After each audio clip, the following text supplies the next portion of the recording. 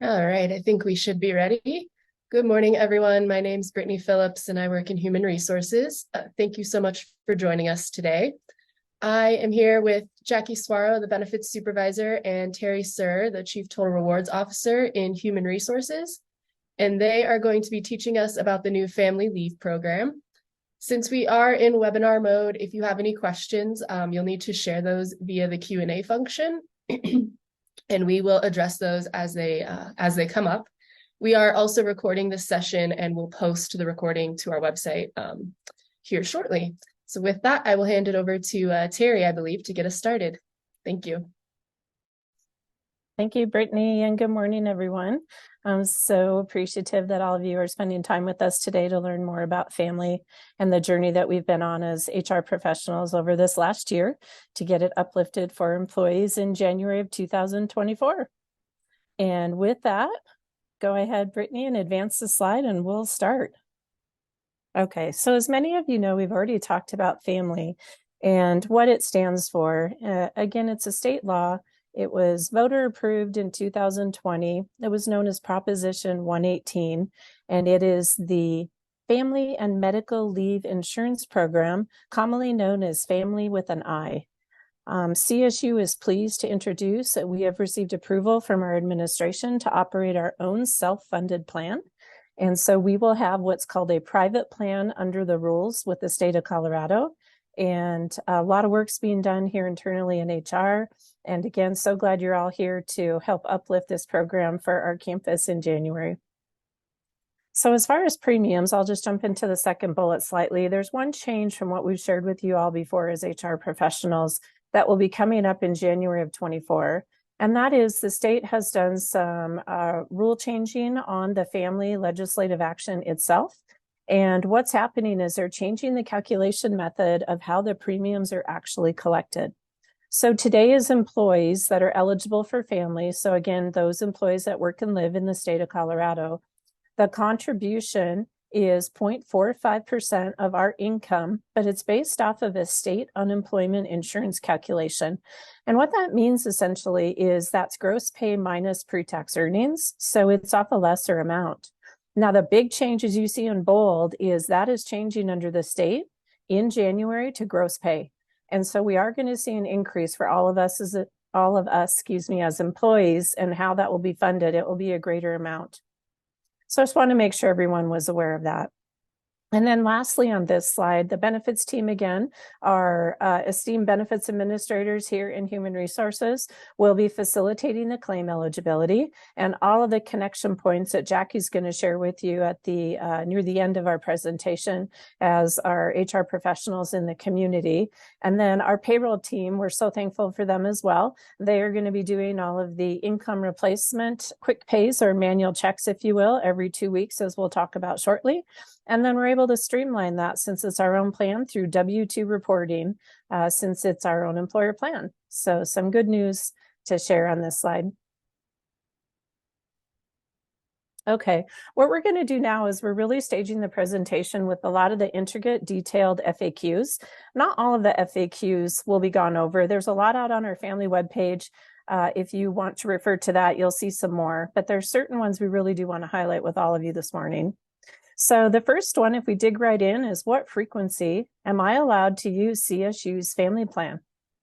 Well, an employee can use family for a continuous leave, a reduced work schedule, or intermittent leave.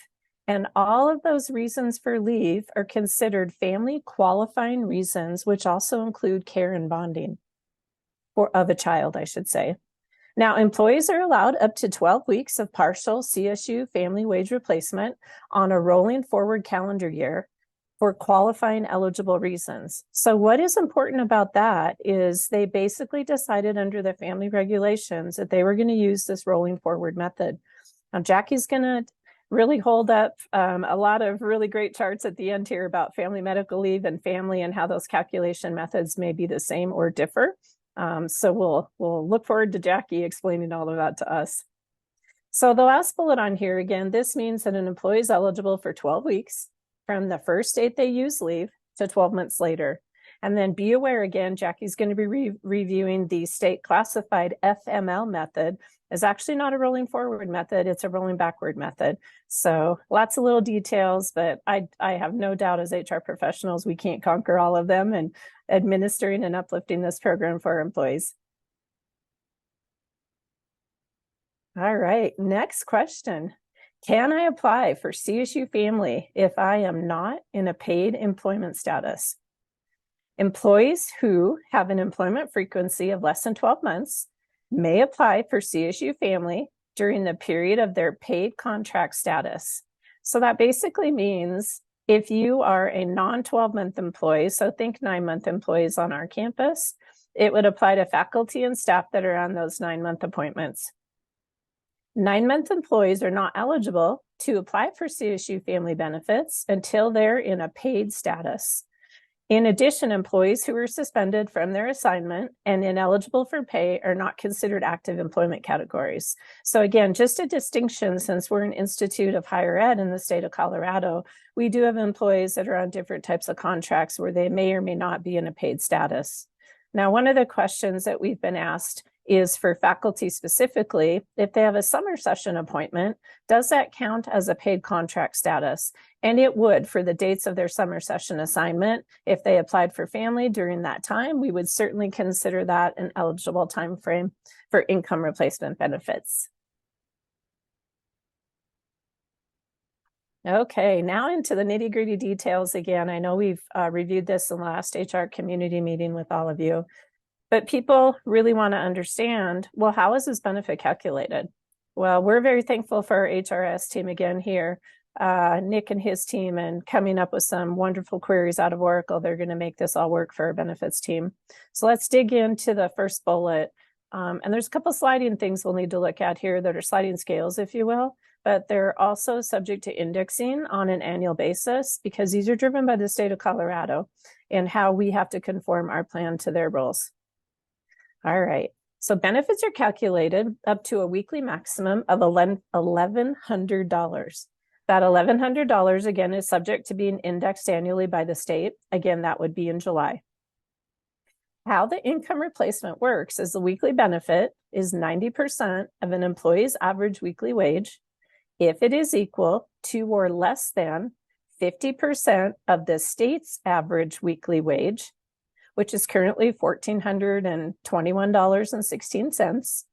Then for any portion of the employee's wage that's greater than 50% of this state's average weekly wage, the calculation then allows 50% of the remainder up to the average weekly wage of the employee.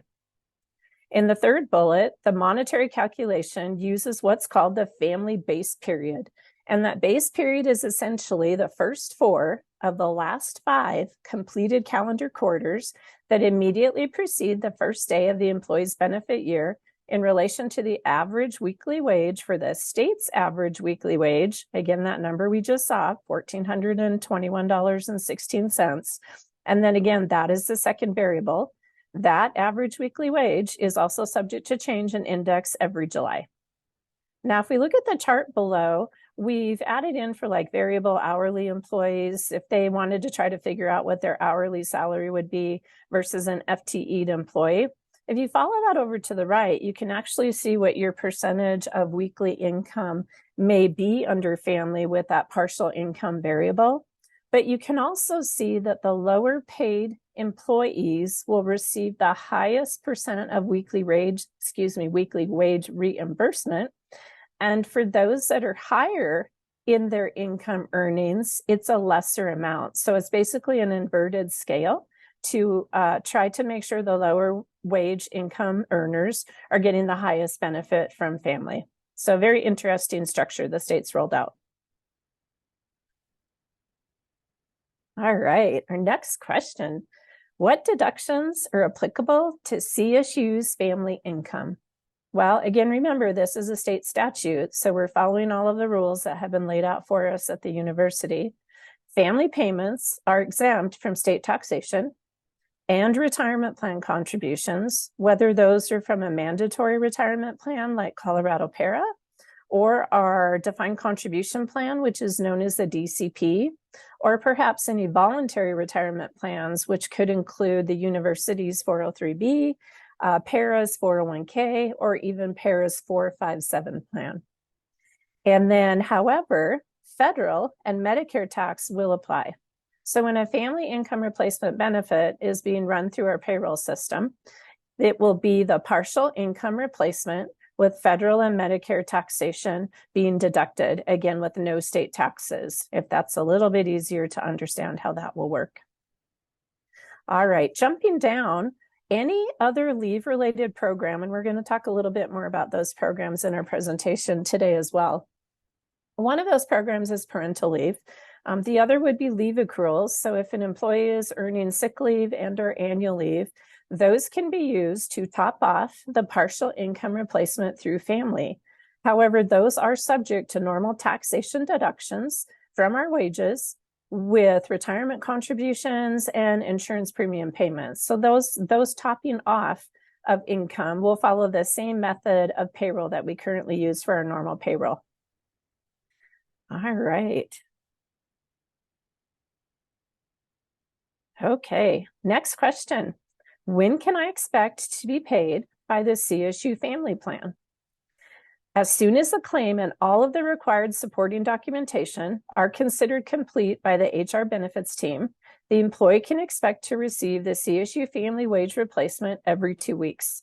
So the law does say that we are to try to stay on that 2-week cycle for all of the remuneration under the family income plan. So again, a little bit of a deviation from what we do for our monthly salaried employees versus biweekly. The payroll team is going to have those all dated and be processing those through our system. So again, very thankful for the payroll team. Any sick and or annual leave, or again, any leave associated with these other university leave programs that an employee may wish to consent, especially for the sick and or annual leave, that does require the employee's consent, which you'll see in our online application, to use to top off family. Again, will be paid in the frequency of the normal payroll cycle, whether it's biweekly or monthly. So again, the only thing that's paid on the every 2-week cycle is going to be the partial income replacement from family. Any leave that is used to top those off or other leave-related programs will follow the normal biweekly or monthly schedule. So a little bit of a nuance there. Okay. Do CSU family benefits stop when my employment ends? You must be an active employee. Again, if we back up, just to remember who's eligible for family and who can apply for a claim.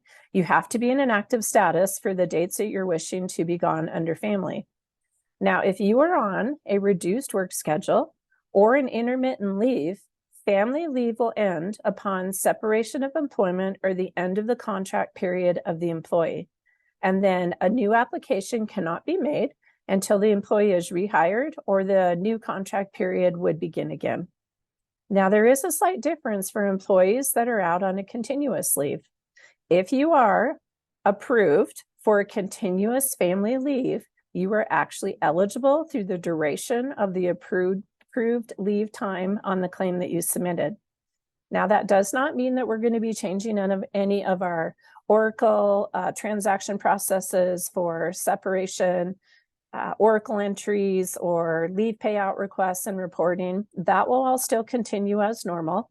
The payroll team will have access to pay any family leave benefits if someone has separated previously that was on an approved continuous leave, but their separation will still take place. Their leave payouts will still take place, and we'll just run out the rest of those family benefits, and then their record will be completely ended on the payroll side.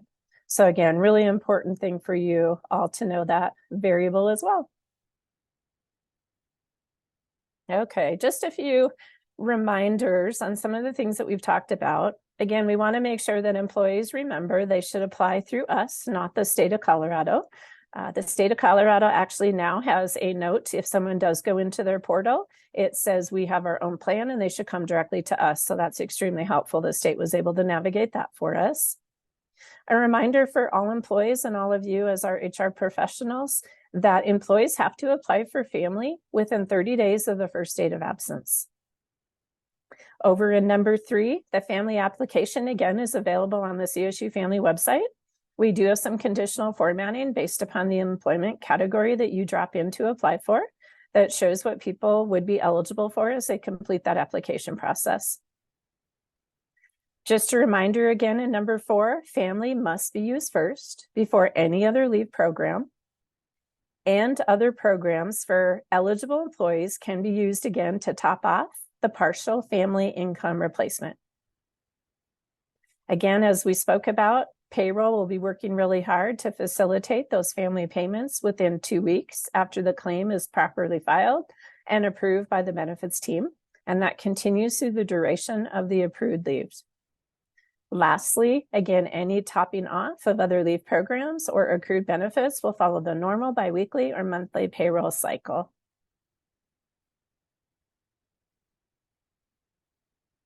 Okay, now this is probably the number one question that we've been receiving so far.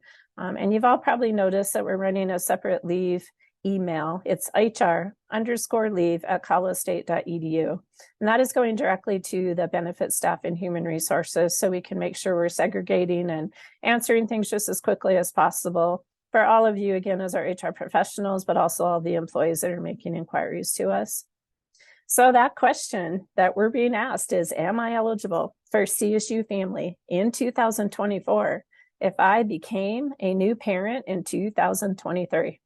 And the answer is yes. New parents are eligible to apply for our CSU family leave to bond with a new child anytime within the first 12 months after a birth, adoption, or foster care placement. Now, the caveat here is new parents will have some weeks of eligibility in 2024, but it is going to depend upon the date that the child or that the parent became a new parent in 2023, even if all of our other CSU leave programs had been exhausted. The state built this in as a special transition rule from 23 to 24. So, for example, if an employee became a new parent on February 1st of 2023, they can certainly apply for a CSU family leave beginning January 1st. And that continuous leave would end on January 31st, because at that time, they would have hit their 12 months from the date that they became a new parent. And again, any use of other CSU leave programs that were in 2023 do not repeat or duplicate in 2024 for any topping off of family. As we have discussed previously, that would be for new claims that are not this exact scenario. All right, another great question that we've had faculty reaching out to us about is, do I have to use family for holidays or for university breaks? And specifically, again, for faculty, there's periods of time they're paid, but they're not expected to be on campus. So again, we want to make sure employees have a thorough understanding of how this will work. So it's based upon the type of leave that an employee has applied for. So anyone that has applied and been approved for a continuous family leave will receive income replacement from the CSU family program. The fact that a holiday or a university break may occur within the week that they are taking for family will have no effect. The week is counted as an entire week of family leave. So again, this does have an assumption that the employee began leave during a period of work and that the leave begins before the holiday or university break. Now, if you are an employee using family in increments of less than 1 week, so think a reduced work schedule or intermittent requests, the holiday or the break will not count against the employee's family entitlement, and the employee will not receive wage replacement benefits from the family program. So the normal leave codes that we use in our systems today would be used for holidays only if that employee would normally receive holiday pay and not be working.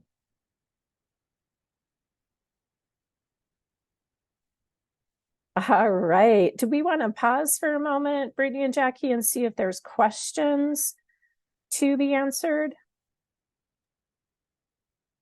Looks like there's only one in the question and answer, and it's just asking if we can expand on what topping off means.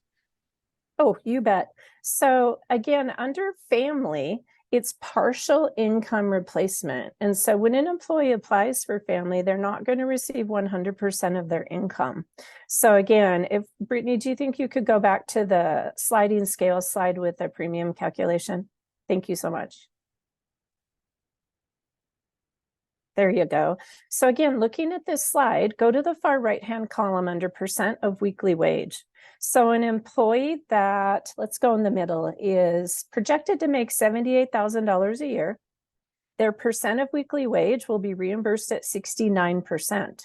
So what happens is we are allowing the use of our other leave programs like short-term disability and parental leave can be used to top off that 69% for the amount of weeks that those types of programs will be available.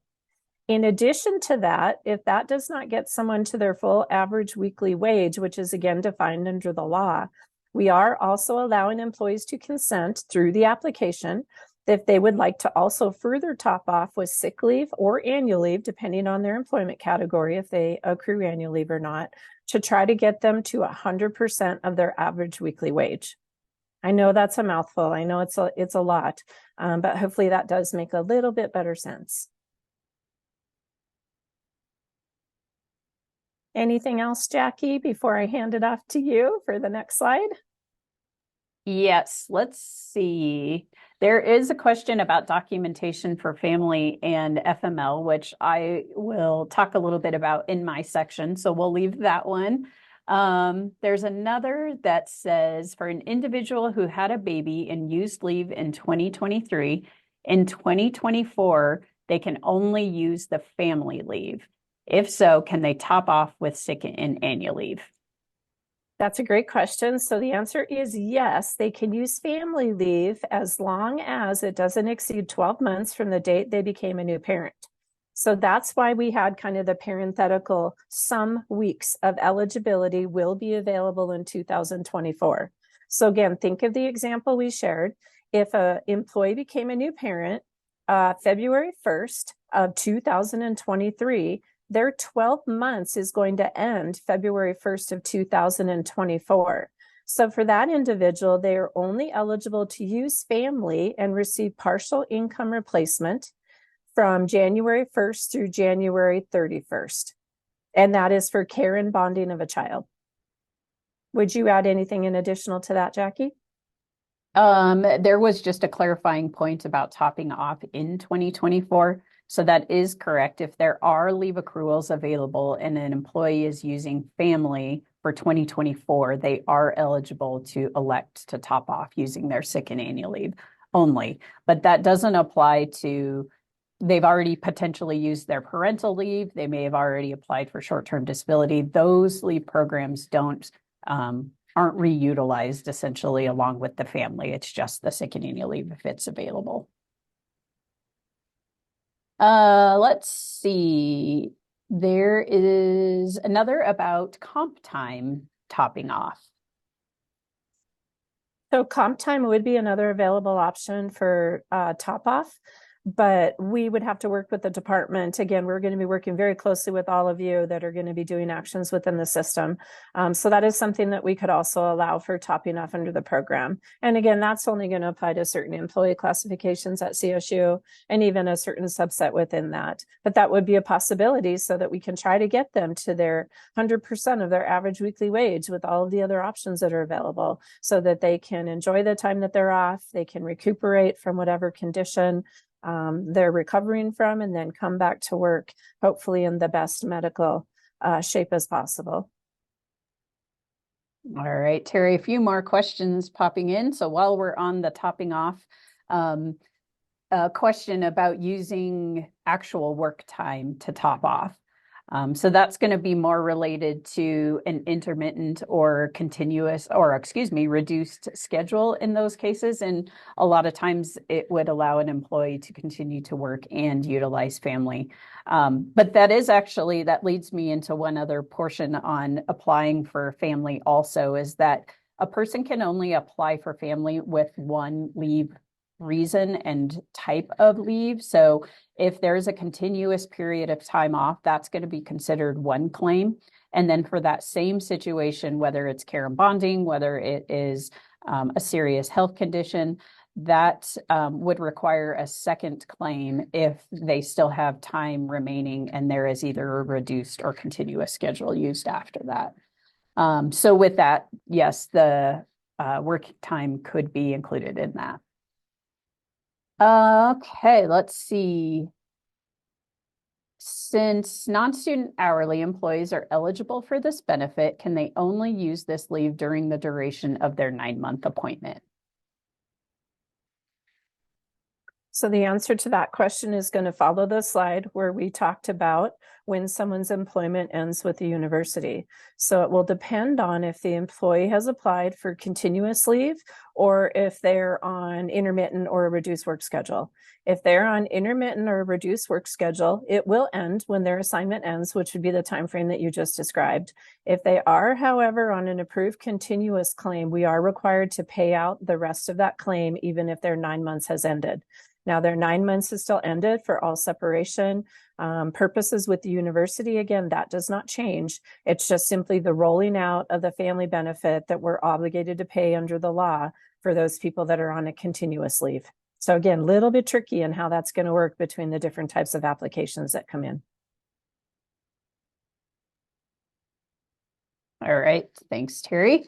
And then a question about, do we recommend employees submitting the family applications now for 2024, or do they need to wait? So the application is open and available on the HR website. So we have been receiving claims already for benefits that are intending to begin as of January 1st or soon after. The one important piece to remember when an employee applies for family is that they do have to have that leave date already available or already in mind. So they may, with that 30-day period, be able to apply prior to the date that the leave is going to begin, but they should have a pretty good idea as to what that start date's going to be for the leave. So to the short of that question, yes, they can apply now for benefits beginning in 2024.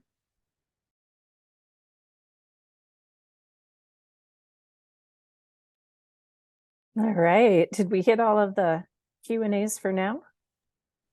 I think we did, yes. All right. Well, take it away, Jackie, with all the rest of the fun family leave. Oh, wait, one more question maybe before we move into the leave programs. Okay. So asking if an employee can deny applying for FML. Or I'm sorry, family, not FML, family. So we've had a few questions that have already come into our leave inbox saying, can I just use my sick or annual leave instead of applying for family? And the answer is yes. The law does not allow us to mandate that employees apply for family. The issue is, though, the way our program is built, again, for those employees that work and live in the state of Colorado, next year when the benefits become available, if they're going to have income replacement benefits paid to them and they have no sick leave or annual leave, the only way to receive remuneration for being gone is going to be by way of family, and then any topping off that we have available again through other programs. Now, to augment that answer, just a quick reminder again for employees that are working fully remotely in another state, they're not eligible for family. So we just sent out a reminder from our benefits and payroll team for out-of-state work location employees, where we're seeing in our systems that the address that is showing as their residence does not match where they're working. And so we're trying to dig through those to make sure that we do have a really good semblance of how employees are working and where are they at, so they're not paying premiums for the family program next year or think they have eligibility for the program benefits if in fact they're not working in Colorado. So again, just so you know, I know some of you have gotten questions from employees that receive that general correspondence from us, reaching out to their HR departmental liaison for information to assist them. So again, just trying to do our due diligence and set the expectation of who would be eligible. So for an employee that lives in another state outside of Colorado, of course, if they have become a new parent and they want to take advantage of our parental leave program, the parental leave program exists in 2024, just like it exists now in 2023, with the same application process and the same reimbursement to the department as it exists all along for those employees that are not eligible for family and living and working in Colorado. So we're going to have a couple different intersection points on how we'll coordinate with you for leave actions within the systems, versus those employees not living in Colorado and how that will work. So again, we appreciate your collaboration and how we figure out how to do all this together. Wonderful, thank you. And one more question before we move on to running concurrent or other programs running concurrently. So does the application need to be submitted after the date in question, or can someone apply in advance? For example, if they have an upcoming surgery. So the application process ideally should be applied for within 30 days, but it does allow for 30 days following the start of leave for that application to be processed during that time. The intent is to just have employees apply timely, and so the payment periods and the application process is working at the same time or in conjunction with the leave that they're taking. And then another clarifying question about living and working in Colorado, or living or working in Colorado. Okay, that's a great deviation. I'm glad you brought that up. So the family law says if an employee is working more than 50% in the state of Colorado, they are eligible for family and must pay the premiums. So we have people that might be, working remotely for a few days a week, perhaps in Cheyenne, Wyoming, since that's the closest north border to our main campus. If they're working lesser days remotely from Wyoming than the physical days that they're working in Colorado on campus, they would be eligible for family as long as they're exceeding a 50% threshold on main campus. Now, we took this question to the family division to make sure we were absolutely clear in what the regulations state. And they say it's any percentage over 50% working in Colorado, they would be eligible. We do want to make sure these employees, though, are working with our payroll team to make sure they're actually having state taxation withheld appropriately. Because if they are working here and also working remotely from another state, it's likely they should be apportioning their withholding from their payroll throughout the course of the year, with a percentage for Colorado and a percentage for whatever state they may be in. And again, Wyoming doesn't have state tax, so that's a little different example, but we have other employees as well. So again, another nuance within the law that we're just trying to clean up our data and make sure our employees are taken good care of come January with understanding the expectation.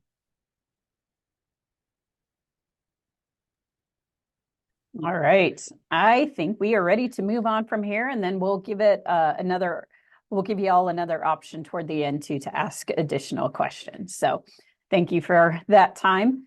So other leave programs, so CSU's FAMLI does run concurrently with all other leave programs and FML. So of course, based upon that eligibility and employee type. Parental leave, short-term disability, those types of benefits won't be applicable for our student employees. In some regards, some of our parental or grads for parental leave. So it is specific to the eligibility of the employee.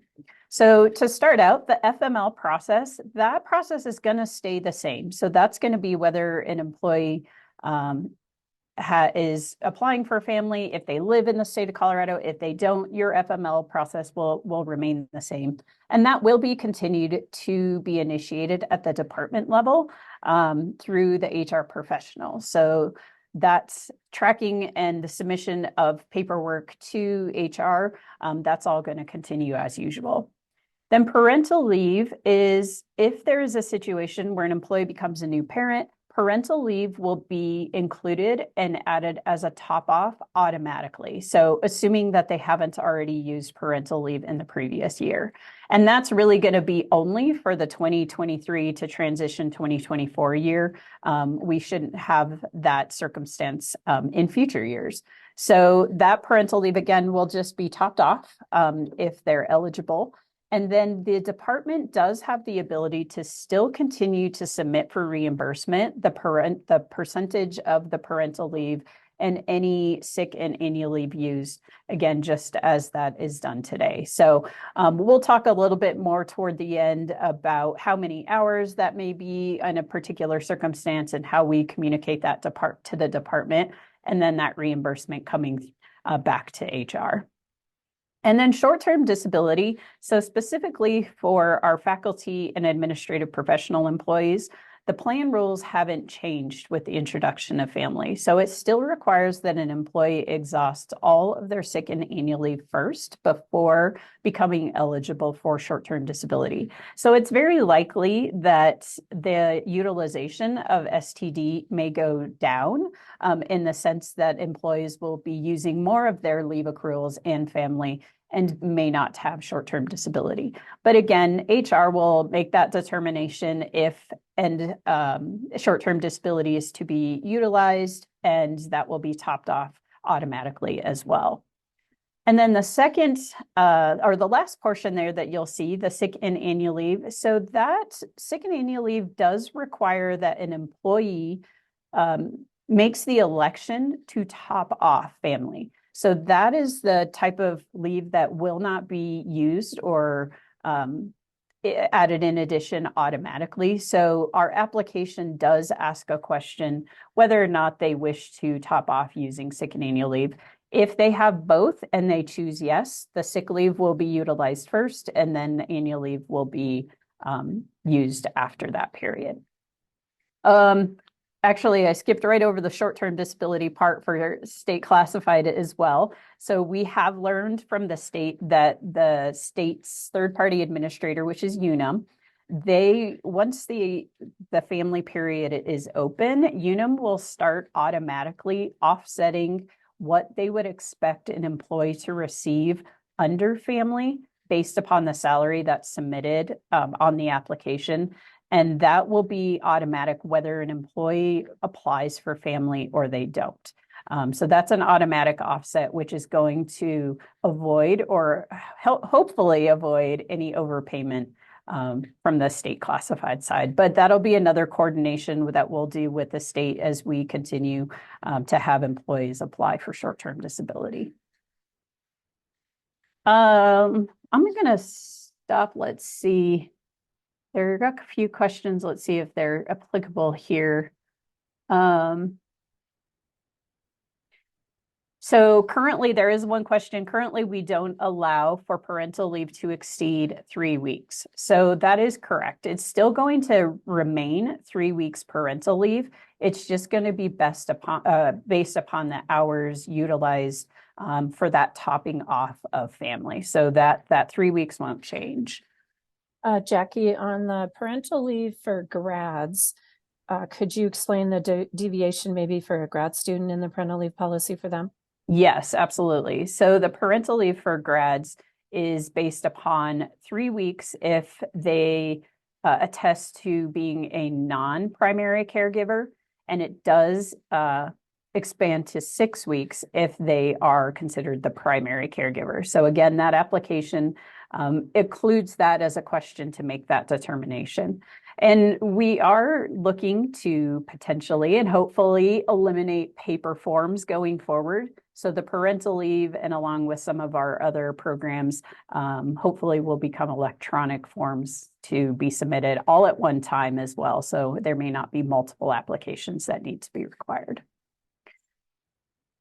Let's see, there's questions about topping off. So we will talk more about applying topping off and applying other benefits when we get a little bit further into some slides. So I'll address those. And so the FML and FAMLI application, we'll talk about those once we get into FAMLI on the next few slides and what documentation is required there. All right, I think we're ready to go. Thank you, Brittany. So the eligibility reasons, this is a nice chart that really compares the differences between the FML eligibility reasons and the FAMLI.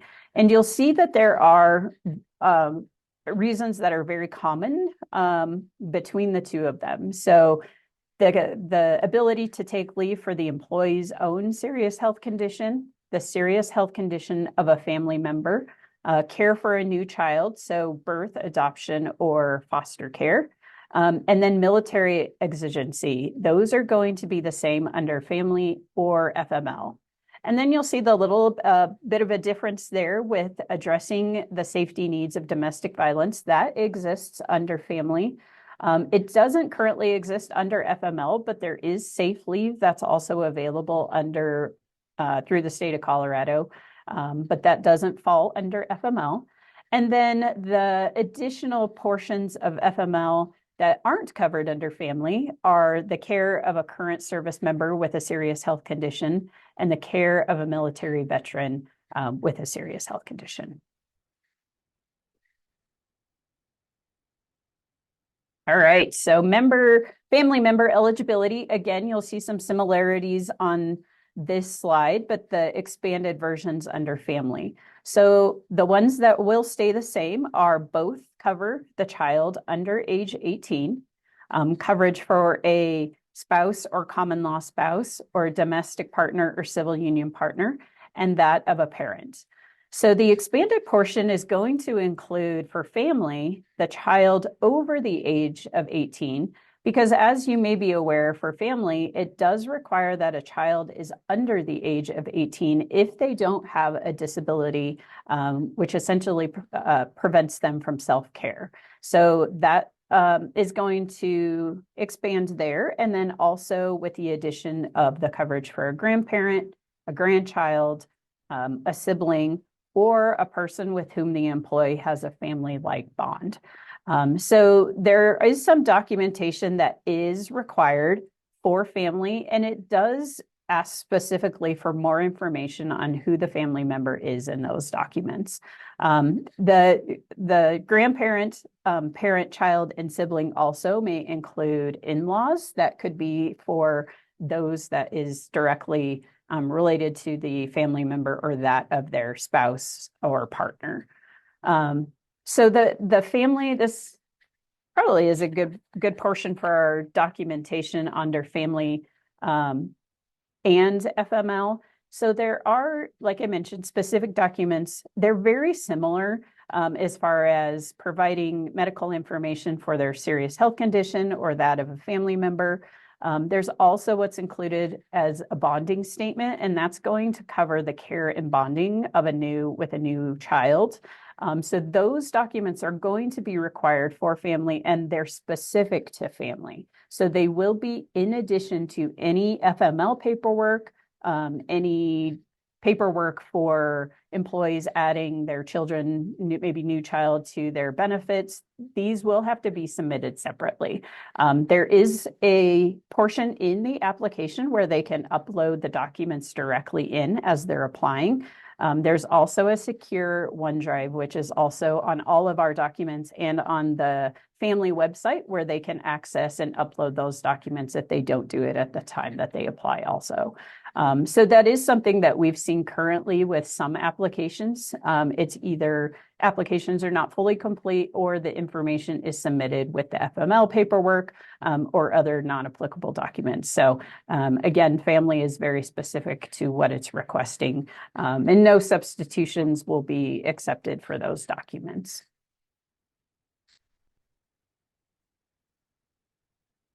All right, this is a just quick kind of snapshot, the differences and the similarities, I suppose, of both the family and FML. So as you'll see at the top, FML does not include income replacement. So that is just job protection, but it is income replacement is included with other types of benefits. With family, of course, as Terry already talked a little bit about, includes partial wages based upon those prior year's wages. And it does include job protection after 180 days. So once an employee has been employed for that 180 days, the job protection is included through the duration of family as well. You'll see the prorated amount of coverage available based upon hours worked. So that's a similarity between both family and FML. CSU determines the eligibility for both family and FML. And then as we'll actually talk more specifically about this on the next few slides, but the tracking for FML for our faculty, administrative professionals, and other non-classified side is on a rolling forward basis. And the tracking for FML for state classified is on a rolling backward basis.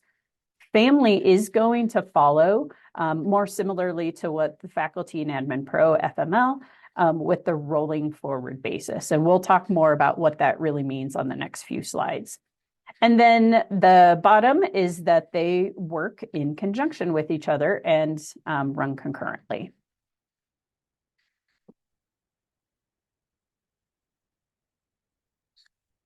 All right, so tracking for FML and FAMLI. So we like to use this image. We think it is the best way to kind of really give a snapshot about how tracking and entitlement for FML and now FAMLI occurs.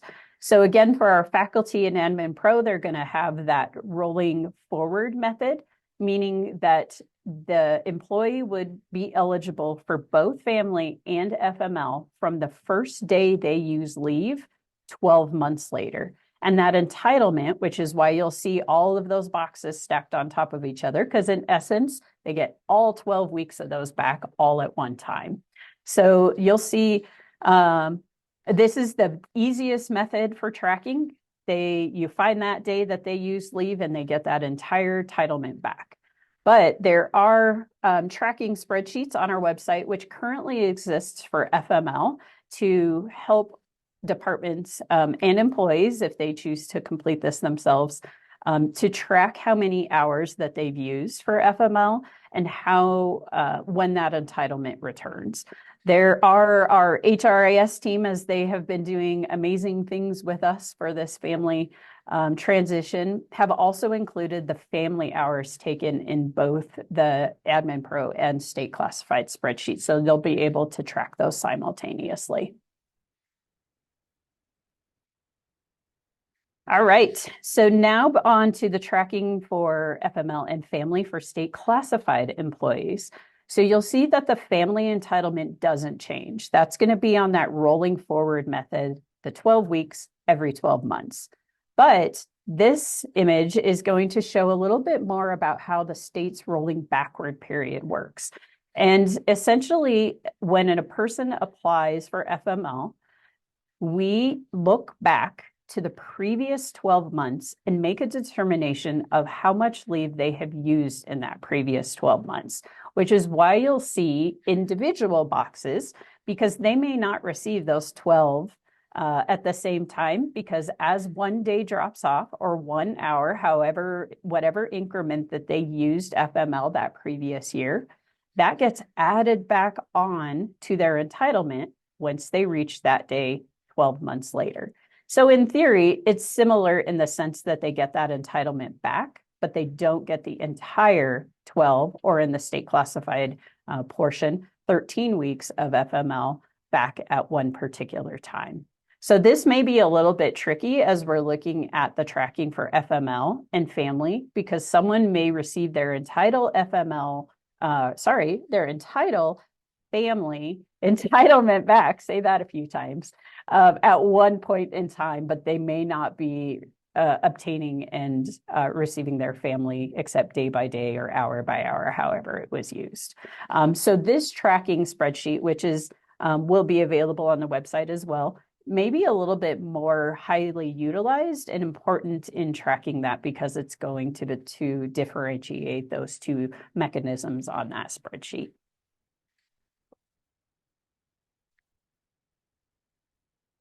All right, before we go into these examples, I think let me check the question and answer real quick if this is a good time to start.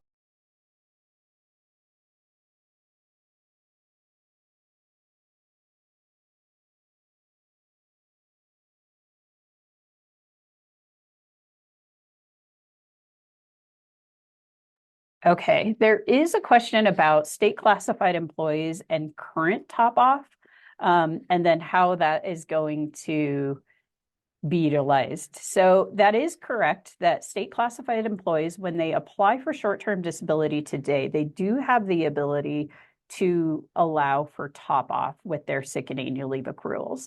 So in essence, they still have that option, But if they apply for family, that topping off will essentially exist with the family and the short-term disability.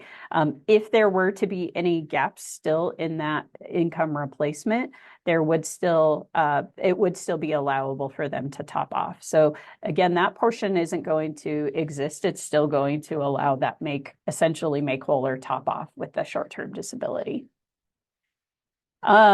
Exhausting the sick and annual leave and new requirement. So that is only for our faculty and admin pro employees. So it doesn't require for state classified employees that they exhaust their leave accruals before they apply for short-term disability. They only are required to use as much leave through their 30-day waiting period. And then they could, at this point, choose to not continue to use any additional leaves from there. Tracking, we'll talk about tracking in Time Clock Plus. There's a lot of questions about notification to HR professionals, which we'll get to toward the end of this presentation here. But if an employee does not qualify for FML, let's say they don't meet the eligibility criteria for FML, are they still eligible for family? And yes, that is correct. So the FML, the family criteria is essentially they have to be employed, but that job protection piece is the only kind of waiting period in essence of having to be employed for 180 days for the job protection, but it doesn't restrict them from actually applying for family at that point. And then another question about whether they have to be on FML to apply for family. So they should and will run concurrently. So an application, if the situation exists as a serious health condition of either the employee or the family member or even care and bonding, in those circumstances, those will run concurrent if they are eligible for FML also. And then state classified, this is a great question. So paid FML, and is that considered top off with family?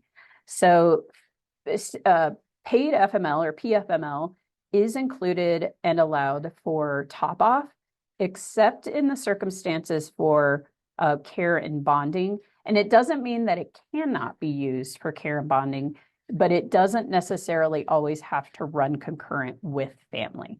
But in all other circumstances, so for the serious health condition or that of a family member, the paid FML should be utilized first under the guidelines of the state of Colorado.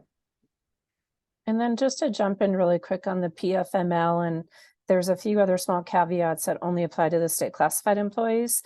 We did just add to our family webpage, I think it was yesterday, a little section that says state classified under the FAQs, and you will find the PFML answer is listed there now.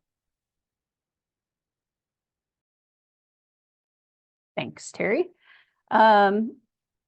Family covers the 30-day waiting period for short-term disability. So yes, in essence, an employee would use family for the first 30 days of short-term disability. And then if they choose to apply at that point, then it would coordinate after that initial 30 days. But if they do have the paid FML available, that PFML should be used first to top off the family through the waiting period for short-term disability. So as you'll see, a lot of coordination of all of those different plans and benefits available. There is another question about, can employees deny applying for FML and how long should they wait before initiating it? And I know this isn't an FML presentation, but it's a good coordination piece of it that we as the university have an obligation to always notice our employees when they are eligible for FML or when we determine or they approach us that they have a serious health condition and an employee is not able to deny their FML. Let's see, how will family work with employees who are already on current approved FML situations? So you can and really should encourage your employees to apply for family if their duration of their serious health condition or their situation is going to extend into 2024. Let's see. So the 160 hours of paid state classified FML states it needs to be utilized first. So paid FML just tops off family and takes priority before sick and annual leave. Yes, that is correct. And I think that might be everything before we move into our examples. All right. Thanks for letting me stop there for those coordination questions. All right. So this example, this one's going to be pretty straightforward. Essentially, we're looking at an administrative professional who has welcomed a new child, and they are going to elect to top off. So we'll also assume that they haven't utilized their FML. They are brand new to all of these benefits. So the FML would be initiated for that initial 12-week period, and then they would apply for family at that point. And with this example, they are eligible for 69% of their weekly wages. And then for the first 3 weeks, we will apply the parental leave first, which is going to be 31% of their weekly wages to make them whole for that initial 3-week period. And then we'll assume they have accruals. So they're going to use 31% of their sick and annual leave accruals between weeks 4 through 8. And then they exhaust, let's say. And so their weeks 9 through 12 would only be their weekly wages for family, along with that leave without pay. So pretty straightforward example with coordinations there.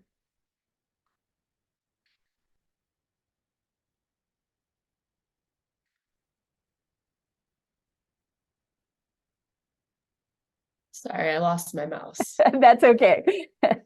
Oh no. Okay. Okay. Perfect. That looks great. Thank you.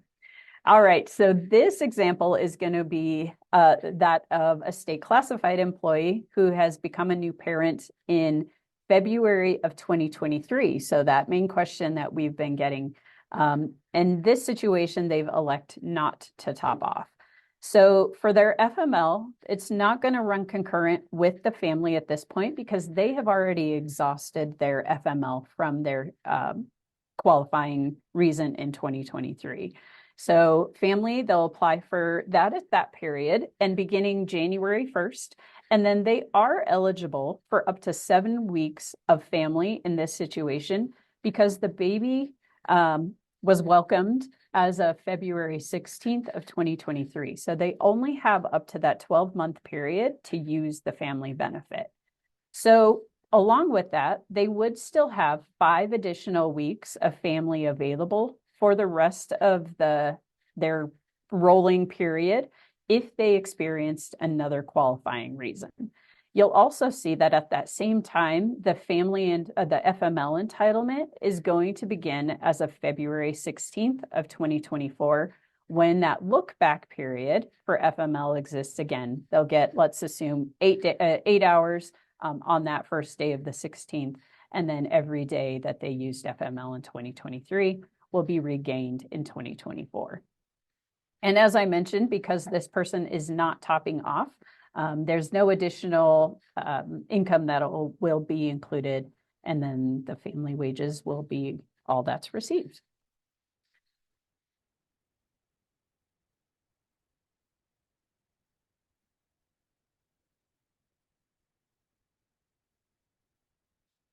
All right, so the application process, and I think this will answer a lot of the questions that we have been discussing about the notification to departments, what the entry is, the responsibilities for that. So just a quick highlight on the expectation of how this process will work. So the employee will apply through, again, the CSU website within 30 days of the need for leave. Once we receive the application, the benefits team will review the applications and notify the employee if the claim was properly filed. And that portion of claim properly filed does require that the documentation is submitted and complete before the application is considered complete. So if we are missing any documents, we'll reach out to the employee and let them know specifically what we may need in order for that to be considered a completed application. We do that within 5 business days of receipt of the application. Then, if approved, the benefits team will calculate the amount of the weekly wage and the duration and notify the employee of the decision within 2 weeks of that claim submission. Then that claim, actually, I'll stop there because we'll get to the submission of hours to payroll afterward.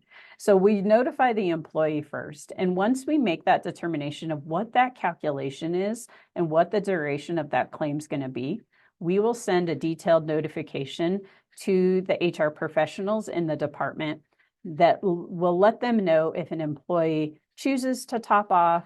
If they don't choose to top off, the main action that will be required of HR professionals will be to put the leave without pay hours directly into Oracle. So that process doesn't change with the way that you already do that for short-term disability, for example, but we will be providing the specific hours for family to be entered into Oracle.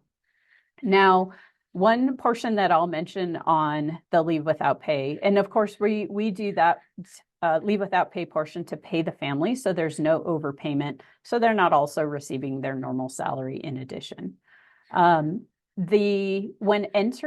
making an entry into Oracle, the HR professionals will make a note in the creator comments that the entry is for family and for FML, or in most cases it will be both, but if it's not applicable, it should at least include that it's for family and to make that entry into the system. The other portion too is that, as you may be aware, the leave without pay form is not required to be submitted if the intent for the leave without pay is FML or short-term disability related.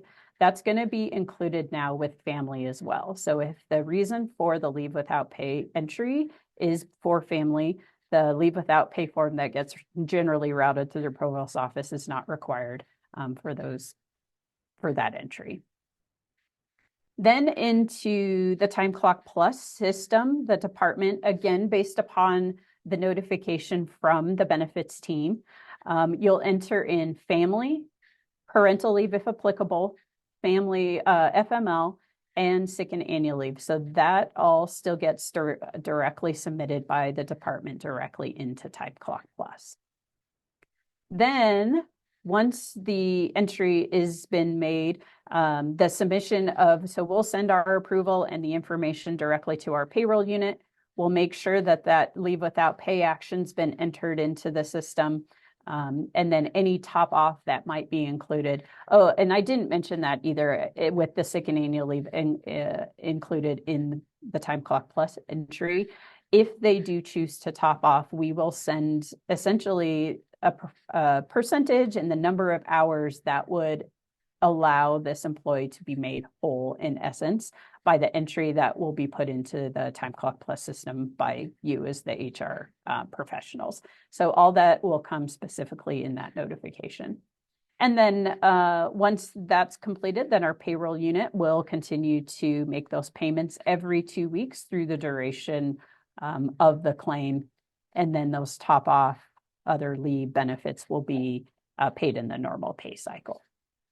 So pretty high level overview of kind of how that process is going to work and how we'll partner with you all too as the department professionals and how to accomplish this and make sure that all of those entries are made with the accurate hours and duration for each employee. So I think from there, that's our last slide. So I'm going to go back to our questions here. Make sure, Terry, is there anything else you wanted to add while I'm looking through these questions? No, I know we're a little over time, but I'm happy to stay on if others can to answer anything else, Jackie, you see in the Q&A. Yeah, I think for this HR professional session, we actually extended it a little bit longer. Oh, we so did? Okay, good. Do have time if everyone's available for time. So.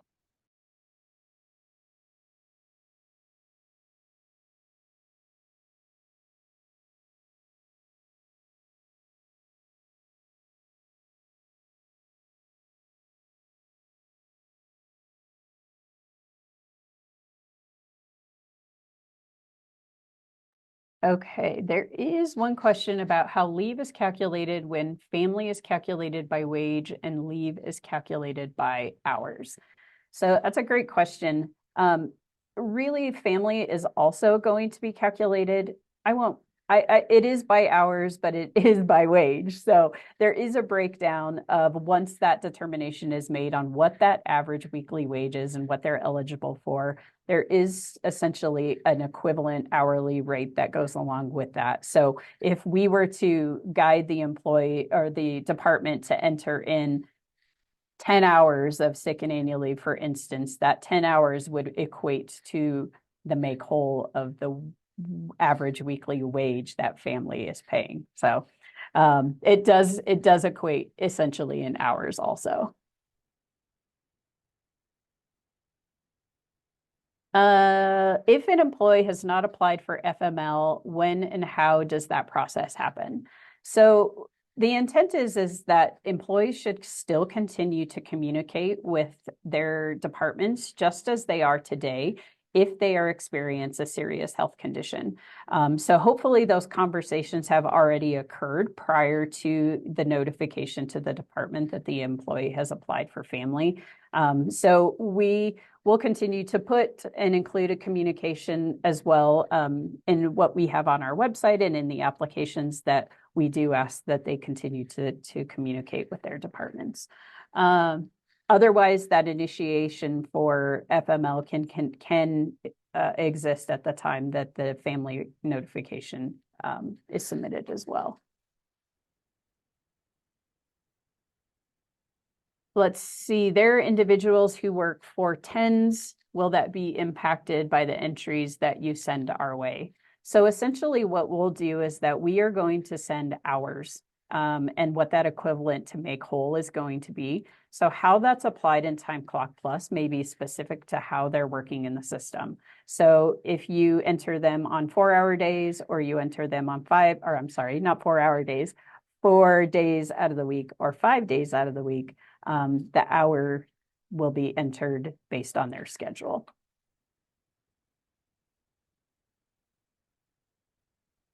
So this is a really great question too. So we process leave without pay at the end of the month for leave without pay occurring within the month for consistency across the departments. This means that leave without pay has an employee or hits an employee's paycheck the month after. Will employees be aware of this timing difference, or should we modify the process for FML entries, assuming that we know that the employee will be out continuously? So this is a really great question, and this is going to be, I think, our biggest point of partnership with you as our HR professionals. So because the state requires that these payments are made on a 2-week cycle, it is going to require that those entries for FML are entered maybe more frequently or in a different frequency than your normal leave without pay, because it will require that those entries are made first so family can be payable and the employees are not overpaid. So the timeliness and the detail that we'll send as notification to departments are for us to do it quickly. The departments, we would ask that those entries are made quickly as well. And we know that this is going to add a little bit of complexities to what you already do and how you're already entering those into the system. So we thank you for all of your partnership and all the collaboration that we'll do together as both HR and the benefits team and with each of you in your departments.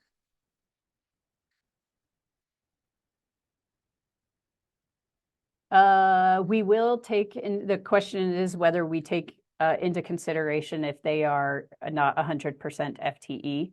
So yes, the family calculations and any top off will be based upon FTE or average FTE. The information that we're going to get directly out of the system is going to again look back at those last 4 completed quarters, 4 of the last 5 completed quarters, essentially for that wage calculation. And so that will take into consideration, even if an employee is 50% today, for example, those wages for family will be based upon maybe a later point in which they were 100% FTE prior in the year. Let's see, we were under the impression that leave without pay has to be approved by the department head and all other leave use must be used in full before that. Does that void this because this is considered medical? So kind of back to that question on the leave without pay form being submitted, that form is not required if it's going to be considered FML or family or short-term disability or collaboration of all of those. So that does, actually, I don't know about the department head, Terry. Do you know how that process will work? Well, I think it's more of a question about leave without pay and can someone actually be put on leave without pay if they have leave accruals that they could still use, which yes, generally, unless there's an exemption made within the department that would allow that, which isn't very frequently, that's a different conversation than what we're having today about family. So the law says that we have to make sure that employees are not going to be receiving their normal wage. So the only way that we can enact that through our system, so it doesn't swoop up through our payroll system and pay their normal wage on the biweekly or the monthly process, is to make sure that entry for leave without pay is made timely. For family, of course, main priority. FML if they're eligible for FML or have FML remaining entitlement available. So again, the exemption, as Jackie mentioned on the provost form, doesn't apply because this is FML and family. We did talk to Nick about that to make sure we were clear, but we've got to make sure those entries are in the system or we're going to have overpayments, and we certainly don't want to have overpayments for employees in these circumstances. So it's going to be a little tricky for us to all coordinate with this every 2-week time frame that we have to abide by under the state's plan. All right, there is another question about, we will encourage employees to submit family applications at the department level. We will continue to provide FML paperwork and process FML as usual without waiting family decisions. And yes, that is correct. So if the employee's condition or serious health condition still qualifies for FML, you will still complete that process just as usual, whether they choose to apply for family or they do it at the same time that the FML is initiated. So yes, for you, that process won't change. And then a question about the FML family tracking spreadsheets. Those will be updated and uploaded to the website. So you will have access to those for each of your situations. I anticipate that will be done before, I was going to say the end of the week, but that's tomorrow already. So before the end of the week. And let's see, I think we may have hit on all of our questions. I'm going to do one more quick look. If Terry, you have anything else you'd like to add. Okay, that sounds good, Jackie. Thank you. You did a great job. I just want to make sure that you all know we're here to support you. I mean, this is definitely a collaborative learning opportunity for all of us to uplift a brand new program that the state has created in state statute. So that makes it a little tricky for what we can maneuver and what we can't maneuver with our own preferences, with our own plan. So again, thanks to your patience and working together with us to make sure we do the right thing by our employees at the university. And then I would lastly add any other questions that you do have, if you wouldn't mind sending them to our HR_leave at colostate.edu. Again, that is a new email we set up specifically for family. And so the only ones that have access to see those inquiries coming in are the benefits team. So that's going to be our benefits administrators and Jackie and I. So it's an easy way for us to facilitate answering those questions or questions we haven't contemplated and figuring out what we need to do to address that in our methodology of how we're moving forward with this program implementation too. And then our benefits administrators will begin to jump in shortly and will be helping us with answering those questions. So that's probably your fastest and easiest resource now as we learn and grow together on family.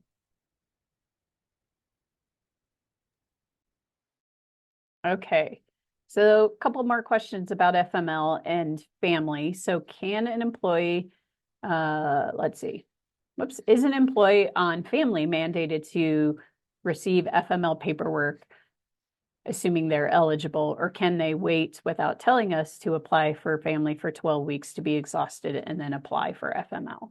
So the FML and family will run concurrent. So whether or not an employee happens to mention to you before they apply for family that they're eligible for FML, when we send notification, if we, once we make a decision on that specific application, the FML should still be initiated at that point if they weren't communicating that to you prior.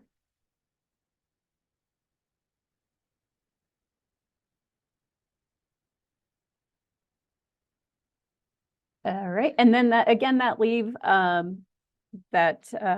leave inbox, I did put that in the chat as well, but it's HR_leave@colostate.edu.